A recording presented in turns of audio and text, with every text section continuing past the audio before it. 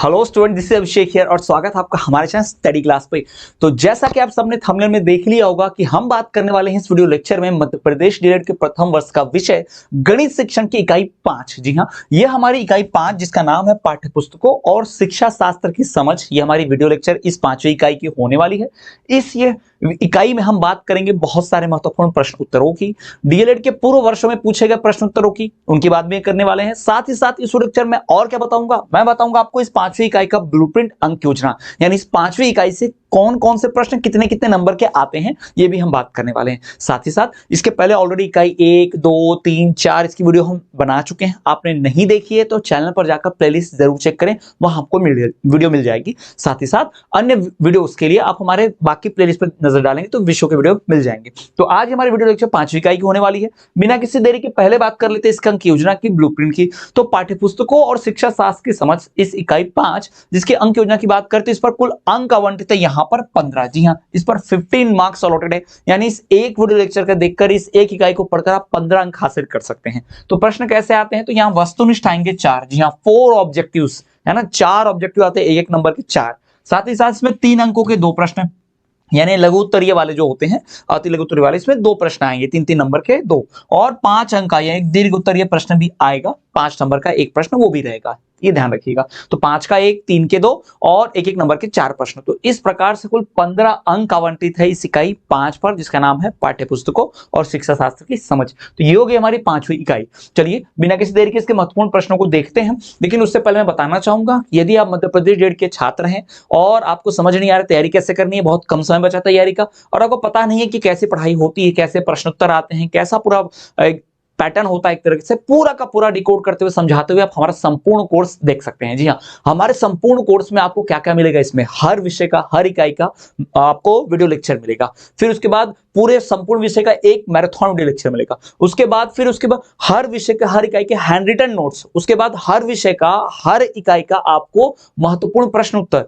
और उसके बाद डिटेल नोट्स, प्रश्न उत्तर, ये सब कुछ आपको मिल जाते हैं हमारे इस एक कोर्स के अंदर। साथ ही साथ हर विषय का एमसीक्यू भी, साथ ही साथ हर विषय का हर एक एमसीक्यू, और साथ ही साथ आपको प्रश्न उत्तर, प्रीवियस ईयर क्वेश्चन पेपर्स 21, 22, 23, 24, 25 में पूछे गए प्रश्न पत्र, सब कुछ आपको उपलब्ध होता है मात्र एक कोर्स में।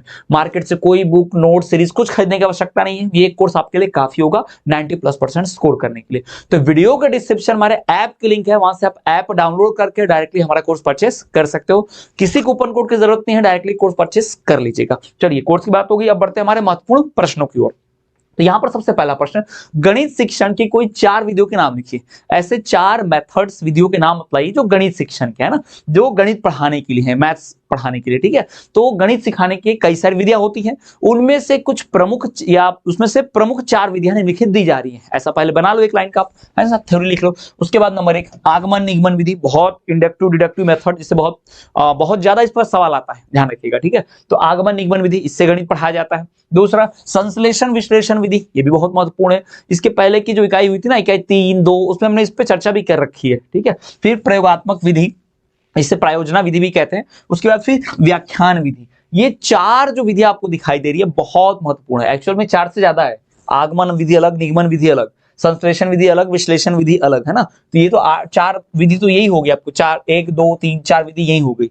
फिर प्रयोगात्मक 5 और ये व्याख्यान विधि 6। तो एक्चुअल में ये पूरे 6 विधियां हैं। ठीक है, तो इस प्रकार से इन विधियों का इस्तेमाल करते हुए गणित पढ़ाया जाता है। और एक पर्टिकुलर विधि के ऊपर भी सवाल आता है कि आगमन विधि क्या है या निगमन विधि क्या है, आगमन निगमन विधि को समझाइए, संश्लेषण विधि क्या है, विश्लेषण विधि क्या है, और आगमन निगमन विधि के बीच अंतर बतलाइए, संश्लेषण विश्लेषण विधि के बीच अंतर बतलाइए। इन सब के डिटेल में उत्तर जो है ना हमारे कोर्स में आपको मिल जाएंगे। हमने पूरा उसमें बढ़िया से लिख रखा है, और कौन सा प्रश्न किस ईयर में आते भी बता रखा है, तो बढ़िया से आपकी तैयारी हो जाएगी। ठीक है, चलिए आगे बढ़ते हैं अगले प्रश्न की ओर। अगला प्रश्न है कि भाई गणित शिक्षक हेतु पाठ्य योजना की उपयोगिता बतलाइए। यानी जो गणित शिक्षण होगा, यानी गणित पढ़ाने के लिए, जैसे गणित का टीचर, मैथमेटिक्स का जो टीचर होगा, उसके लिए जो लेसन प्लान होता है, जो पाठ्य योजना होती है, यूनिट प्लान, इकाई प्लान जो होता है, उसकी क्या महत्व, उपयोगिता है, उससे क्या फायदा मिलेगा उस टीचर को, है ना। तो इसकी बात करेंगे, यानी कि गणित शिक्षण हेतु पाठ्य योजना की क्या उपयोगिता है। अगर इसकी बात करें, देखो लेसन प्लान जो होता है, यूनिट प्लान जो होता है, वो सभी सब्जेक्ट के टीचर्स के लिए उपयोगी है। ठीक है, ये बात तो जान लीजिए, सबके लिए उपयोगी है। तो इसमें भी आप एक लाइन तो लिख पाएंगे कि लेसन प्लान या फिर पाठ्य योजना जो गणित शिक्षक हेतु अत्यंत ही उपयोगी साबित होता है। ठीक है, अब कैसे, तो हम उसको समझ सकते हैं। नंबर 1, शिक्षण उद्देश्यों की स्पष्टता। हम पढ़ा क्यों रहे हैं उस उद्देश्यों को स्पष्ट रूप से समझ पाएंगे अगर लेसन प्लान बना लेंगे तो, क्योंकि उसी को ध्यान में रखते हुए लेसन प्लान बनाया जाता है कि हमें पढ़ाना क्यों है, बच्चे क्या सीख जाए ये पढ़ाने के बाद। दूसरा, समय और ऊर्जा की बचत। आप पहले से अगर मान लीजिए सब प्लान करके रखेंगे तो आपका टाइम बचेगा, एनर्जी बचेगी, है ना, तो आप प्रॉपर मैनेजमेंट कर पाएंगे, है ना, समय प्रबंधन कर पाएंगे, टाइम मैनेजमेंट अच्छे से होगा।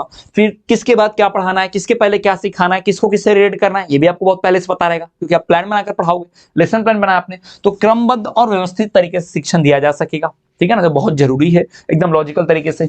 उपयुक्त शिक्षण विधियों और सहायक सामग्री यानी टीचिंग लर्निंग मेथड मटेरियल्स जो है वो आप इस्तेमाल कर सकते हो। अब आपको पता है, आपने प्लान बनाया कि आपको ज्योमेट्री पढ़ाना है, मान लो ज्यामिति पढ़ानी है, ज्योमेट्री पढ़ाना है, तो अगर आपको ज्योमेट्री पढ़ाना है, अगर आप पहले से प्लान बना के रखोगे तो आपको मालूम है आज पढ़ाना है, तो आप मतलब कल पढ़ाना है तो आज पहले से आप वो ज्यामिति सिखाने वाले जो आकार, जो इंस्ट्रूमेंट साधन लगते हैं, जो मटेरियल लगता है ना, वो आप पहले से ला लोगे। पर आपने प्लान ही नहीं किया, चलो आज ज्यामिति पढ़ते क्लास में, कैसे पढ़ाओगे, अरे यार आज तो सामान ही नहीं है, कैसे पढ़ा पाए, तो ये दिक्कत होती है। इसीलिए पहले से ही आप अपने जो पार्ट पढ़ाने वाले बहुत अच्छे से पढ़ा पाओगे अगर आप पहले से मटेरियल वगैरह सब उपलब्ध करके रखोगे, तो प्लान बनाओगे तभी। आत्मविश्वास में वृद्धि। आप पहले से प्लान बना कर रखे हो, पहले से तैयारी करके आ रहे हो, तो आज क्लास में क्या पढ़ाना है सोचना नहीं पड़ेगा, तो क्लास में अपने आप कॉन्फिडेंस आ जाता है। एज ए टीचर आप बहुत बढ़िया से पढ़ाते हो, आत्मविश्वास के साथ पढ़ाते हो। ठीक है, तो टीचर के, शिक्षक के आत्मविश्वास में खुद ही वृद्धि होती है अगर वो लेसन प्लान के अकॉर्डिंग पढ़ाए तो। फिर पूर्व ज्ञान से नए ज्ञान का जुड़ाव।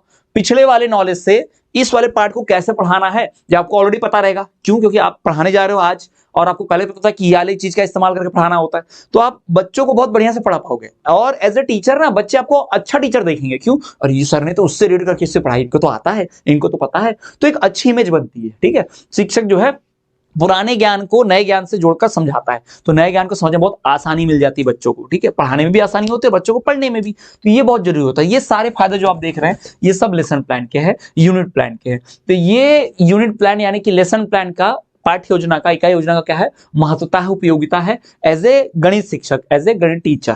क्लियर, समझ गया? चलिए आगे बढ़ते हैं। अगला हमारा प्रश्न देखिए, नेक्स्ट क्वेश्चन है कि भाई गणित की प्रकृति, नेचर है ना, नेचर ऑफ मैथमेटिक्स की किन्हीं 4 विशेषताओं का वर्णन कीजिए। गणित की जो प्रकृति है उसकी कोई 4 विशेषता, खासियत जो है उसका वर्णन कर रहा है ना। कोई भी गणित की 4 स्पेशलिटी, क्वालिटी हम देख लेते हैं और उसका वर्णन यहाँ पर। ठीक है, तो पहले बात करें गणित की अगर 4 विशेषता, तो मतलब गणित में खास क्या होता है, गणित एज ए सब्जेक्ट। ठीक है, मैथ्स में ऐसी क्या खास चीजें हैं, तो नंबर 1, गणित जो होता है ना बड़ा लॉजिकल होता है, तार्किक, यानी इसके पीछे जवाब होता है, इसके पीछे ये क्यों, ऐसा क्यों, ये यहाँ क्यों आया, यही क्यों अपनाया, यही मेथड क्यों लगाई, है ना, या इससे यहाँ ये स्टेप कैसे आई। तो गणित के पीछे लॉजिक होता है, हर चीज के पीछे उसके लॉजिक रीजन होता है। ठीक है, तो गणित एक बहुत ही तार्किक है ना, तार्किकता, लॉजिकल नेचर है इसका, यानी तार्किक तर्क होता है इसके पीछे। दूसरा, अमूर्तता, एब्स्ट्रैक्टनेस, यानी ये ऐसा नहीं कि मूर्त होगा, यानी ये आपको ऐसा ज्ञान है जो आपको बड़ा आप कह सकते हो कि इसको हासिल कर सकते हो। अब गणित के ज्ञान को आप हासिल कर लोगे तो उसका इस्तेमाल आप कैसे कर सकते हो, डेली के जीवन में कर सकते हो, रोजमर्रा के जीवन में कर पाओगे। ठीक है, क्रमबद्धता और संचयी प्रकृति, सिस्टमेटिक है और क्या है भाई, ये पूरी तरह से संचयी है, स्टोर करके इकट्ठा करके रखा जा सकता है गणित के ज्ञान को। ठीक है, ये क्रमबद्ध है, सीक्वेंस वाइज, ऐसा नहीं कि आप पहले सीधा ज्यामिति सीख रहे हो, सीधा आप त्रिकोणमिति सीख रहे हो, ऐसा नहीं हो पाएगा। पहले आपको जोड़ घटाना सीखना पड़ेगा, तब आप त्रिकोणमिति, है ना, बीजगणित, इन सब पर आएंगे। ठीक, फिर यथार्थता और शुद्धता, इसमें पूरी तरह से आप यथार्थ यानी असलियत में इस ज्ञान को देख पाते हो। ये कोई हवा में बात नहीं होती गणित में यथार्थ बातें होती हैं और एकदम सटीक बातें होती है, एक्यूरेट होती हैं। ठीक है, सटीकता, शुद्धता ये होती है। यानी गणित ऐसा विषय है जिसमें ये आपको उसके खासियतें देखने मिलेंगी। यानी गणित का क्या है, ये प्रकृति है, नेचर ऑफ मैथमेटिक्स, गणित की प्रकृति है। ये सारी खास बातें आपको गणित विषय में देखने मिलती है, सुनने मिलती है। क्लियर है? चलिए तो आगे बढ़ते हैं अगले प्रश्न की ओर। अगला हमारा प्रश्न है कि प्राथमिक स्तर पर खेल विधि के गुण और महत्व पर प्रकाश डालिए, समझाइए। प्राथमिक स्तर पर यानी प्राइमरी स्टेज पर जो खेल विधि होती है, यानी कि खेल खेल में जो बच्चों को सिखाया जाता है, पढ़ाया जाता है, उस पर थोड़ा सा प्रकाश डालिए, रोशनी डालिए, है ना, उस पर थोड़ा सा बतलाइए, लाइमलाइट, है ना। तो खेल विधि कैसे क्या होती है प्राथमिक स्तर पर, तो प्राथमिक स्तर पर खेल विधि के गुण देखो। प्राथमिक स्तर पर बच्चों को जानबूझ के खेल खेल में ही कुछ सिखाया जाता है, क्योंकि बच्चों को इस उम्र में खेल पसंद होता है। खेल अधिक प्रिय होता है, इससे बोर नहीं होते और उसमें मन भी उनका लगता है और याद भी लंबे समय तक रहता है और सीख भी बड़ी आसानी से जाते हैं, इसलिए खेल विधि को अपनाया जाता है। ठीक है, तो प्राथमिक स्तर पर खेल विधि के गुण एवं महत्व को मुख्य बिंदु निम्नलिखित दिए जा रहे हैं। ठीक है, ऐसे पहले थोड़ी लिख लो, पहले एक दो लाइन की। उसके बाद नंबर 1, स्वाभाविक एवं आनंददायक अधिगम। अब ये अधिगम जो होगा बहुत ही ज्यादा रोचक होगा, ये नेचुरल है क्योंकि बच्चों को इस उम्र में खेल पसंद होता है और खेल खेल में सिखाओगे तो बच्चे सीखेंगे भी और मजा भी आएगा, उन्हें लगेगा नहीं मेहनत हो रही है, उन्हें लगेगा कि मजा आ रहा है। ठीक, और क्या, शारीरिक और मानसिक विकास का समन्वय। खेल खेल से क्या होता है, जो सिखाना चाहते हो सिखा दोगे, मानसिक विकास हो गया, लेकिन इसमें शरीर भी तो लगेगा, कुछ सिखाना चाह रहे हो खेल करा रहे हो तो बच्चे का शारीरिक विकास भी होगा, हाथ पैर हिलेंगे डुलेंगे तो इससे उसका शरीर का विकास भी होता है, तो शारीरिक और मानसिक विकास दोनों हो जाएगा खेल विधि से। तीसरा, सामाजिकता और सहयोग की भावना का विकास। खेल होगा तो ऐसे खेल होंगे जिसमें समूह बनाकर खेल खेले जाते होंगे, टीम बना के, तो इससे एक साथ मिलजुल कर रहना, टीम वर्क करना, मिलजुल कर खेलना, ये भावना का भी विकास बच्चे के अंदर हो जाता है। तो सामाजिक और सहयोग की भावना है ना, ये भी बच्चे के अंदर आ जाती है, इसका विकास भी हो जाता है इसी खेल खेल के माध्यम से। और क्या, रटने की प्रवृत्ति से मुक्ति। इसमें स्थायी ज्ञान होता है, रटने की आवश्यकता नहीं है, बच्चे सारे खेल रहे हैं, खेलकर सीख रहे हैं, तो वो अपने उस चीज को जी रहे हैं, उन्हें रटने की आवश्यकता नहीं है, उनके दिमाग में ऐसे ही फिट हो जाता है ना। तो इससे रटने की प्रवृत्ति से छुटकारा मिलता है, रटने की प्रवृत्ति कम होती है, इससे ज्ञान स्थायी होता है। जिज्ञासा और रचनात्मकता का प्रोत्साहन। इसमें बच्चे बहुत ज्यादा जिज्ञासु हो जाते हैं, आज ये खेल खेल रहे हैं, इससे ये सीखने मिलेगा, अरे आज क्या सिखा रहे सर, आज कौन सा गेम करा रहे हैं, तो इससे बच्चों में आप कैसे हो जिज्ञासा आ जाती है और हर कोई इस खेल को अपने तरीके से खेलते हुए जीतने की कोशिश करता है, हल लाने की कोशिश करता है, तो इससे रचनात्मकता यानी क्रिएटिविटी आती है ना। ये भी तो एक क्रिएटिविटी है, रचनात्मकता है कि आप सिखाना भी चाहते हो लेकिन सिखा रहे हो अलग तरीके से, खेल से, है ना, तो ये भी तो एक अपने आप में रचनात्मकता है। इससे बच्चे मोटिवेट होते हैं, इससे प्रोत्साहन मिलता है बच्चों के साथ साथ शिक्षक को भी कि देखो मैंने ये किया, खेल खेल में बच्चों को सिखा दिया, पढ़ा दिया, ये सारी चीजें होती हैं। तो ये सारी चीजें आप देख पा रहे हो बहुत महत्वपूर्ण है, इनके माध्यम से ही क्या किया जाता है, बच्चों को सिखाया जाता है। तो ये खेल विधि के क्या कह सकते हो आप, महत्वपूर्ण प्रमुख बिंदु हैं, खेल विधि के कह सकते विशेषताएं हैं जो प्राथमिक स्तर पर बच्चों को सिखाए जाते हैं। क्लियर, समझ गया। चलिए आगे बढ़ते हैं अगले प्रश्न की ओर। अगला हमारा प्रश्न है विश्लेषणात्मक विधि के दोष लिखिए। जो विश्लेषणात्मक विधि है, ठीक है, उसके कुछ दोष, उसकी जो कमियां हैं वो लिखनी है। तो विश्लेषणात्मक विधि के कई कमियां हैं, कई दोष हैं, उनमें से कुछ प्रमुख दोष निम्नलिखित दिए जा रहे हैं। नंबर 1, ठीक, इस विधि पर आधारित पाठ्य पुस्तकों का अभाव है। यानी विश्लेषणात्मक विधि यानी इस मेथड से ज्यादा किताबें लिखी नहीं गई है, यानी आपको कई सारी पाठ्य पुस्तक किताबें नहीं मिलेंगी जो इस विधि के माध्यम से पढ़ाती हो, ठीक, तो इससे कंटेंट कम रहता है।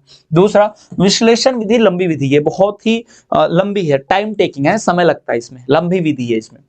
और क्या, यह विधि छोटे बालकों के लिए उपयोगी नहीं होनी चाहिए, होती भी नहीं है वैसे, यह विधि लंबी है, उबाऊ है, तो इसमें बड़े बच्चे ज्यादा ध्यान दे पाएंगे क्योंकि बड़े बच्चे देर तक बैठ सकते हैं शांत होके, ध्यान लगा के, कॉन्सेंट्रेट करके, समझदारी है थोड़ी उनमें, पर छोटे बच्चे जो है उब जाते हैं जल्दी, छोटे बच्चे लंबे समय तक ध्यान लगा के नहीं बैठ सकते, तो इसलिए छोटे बच्चों के लिए यह विधि जो है उपयोगी नहीं है। विश्लेषणात्मक विधि जो होती है ये बड़े बच्चों के लिए उपयोगी होती है, छोटे बच्चों के लिए यह विधि उपयोगी नहीं है, उतनी इफेक्टिव नहीं है। फिर इस विधि में अनुभवी विशेषज्ञ होंगे, उन्हीं की आवश्यकता होगी, यानी ये विधि से पढ़ाना लिखाना हर किसी बस की बात नहीं है, इसके लिए एक बहुत ज्यादा एक्सपीरियंस्ड, है ना, ट्रेंड टीचर चाहिए, यानी वही इस विधि से बच्चों को बढ़िया से पढ़ा सिखा और समझा सकता है। तो विश्लेषणात्मक विधि में एक अनुभवी शिक्षक की आवश्यकता होती है, ठीक है, तो इसलिए ये विधि थोड़ी कठिन भी हो जाती है, सबके बस की नहीं है। फिर प्रत्येक अध्यापक इस विधि का सफलतापूर्वक प्रयोग नहीं कर सकता, हर अध्यापक के बस की बात नहीं है, क्योंकि भाई ये विधि के लिए एक्सपीरियंस चाहिए, इस विधि के लिए अनुभव चाहिए, ट्रेंड लोग चाहिए, इस विधि पर कंटेंट भी ज्यादा नहीं है, पाठ्यपुस्तक भी ज्यादा नहीं है, इस विधि में छोटे बच्चों को भी नहीं पढ़ा सकते, बड़े बच्चों को पढ़ाना होता है, तो हायर लेवल ऑफ नॉलेज भी चाहिए, अच्छा ज्ञान भी चाहिए।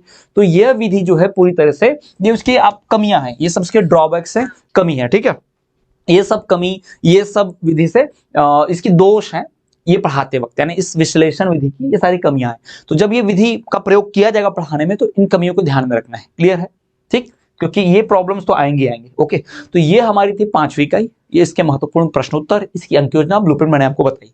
ऐसे ही नेक्स्ट 6वां वीडियो लेक्चर भी आपको आ जाएगा, अगली इकाई का भी जल्दी, इसके जस्ट बाद ही, ठीक। इसके पहले ऑलरेडी इकाई 1, 2, 3, 4 की वीडियो हमने बनाई थी, आपने नहीं देखी है तो चैनल पर जाकर प्लेलिस्ट चेक करेंगे, वहां मिल जाएगी। साथ ही साथ मैं आपको बताना चाहूंगा कि यदि आप 90+% स्कोर करना चाहते हैं, आपको मार्केट से किसी किताब, बुक, नोट, सीरीज खरीदने की आवश्यकता नहीं पड़ेगी, क्योंकि सब कुछ मिलेगा आपको मात्र इस एक कोर्स के अंदर। संपूर्ण चीजें मिल जाती हैं, marathon lecture, short video lecture, hand written notes, printed note, type notes, प्रश्न उत्तर इंपॉर्टेंट वाले, प्रीवियस ईयर क्वेश्चंस, ये सब कुछ, एमसीक्यूज हर विषय, हर इकाई, ये सब कुछ आपको मिल जाता है मात्र एक कोर्स के अंदर। तो बहुत ही महत्वपूर्ण एक कोर्स है।